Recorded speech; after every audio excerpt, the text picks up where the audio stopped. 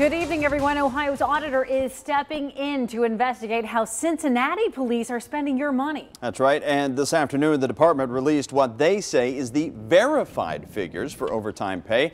It's been a hot topic, of course, since that data was supposedly leaked earlier this year. 9 on your side's Tom McKee has been digging, though, into what this means for you, the taxpayer. Tom?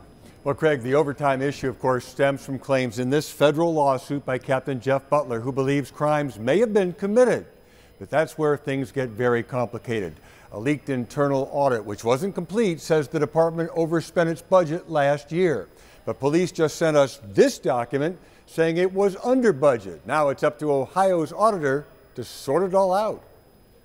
The Cincinnati Police 2017 overtime budget was $6.8 million, and a leaked internal audit showed it was overspent by $1.8 million.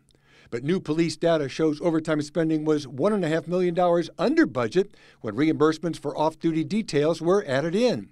It was this lawsuit by Captain Jeff Butler that lit the fuse for this fire. One of his jobs was to examine overtime spending, and he found lots of problems.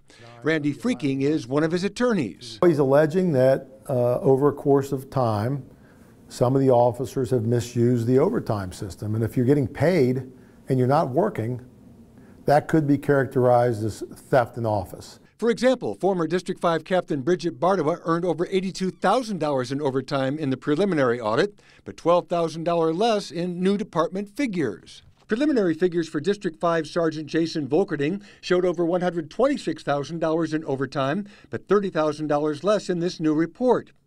Freaking says officers had code words like touch and go when counting overtime. Under this touch and go, you touch by being seen, and then you would go and do your own personal pursuits.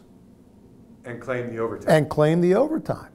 It's a waste of taxpayer money. He added Butler took his concerns to Police Chief Eliot, but they were ignored. That's because he says the chief had a relationship with Captain Bardawa. We're not saying there's anything inappropriate about it other than to say that it should not cloud his judgment as to whether or not she's properly using overtime. Very, very complicated issues that the Ohio auditor is going to have to try and figure out. One other thing he's going to have to worry about is another document that we've got in a Freedom of Information request. And what that says is the overtime spending was $10.8 million.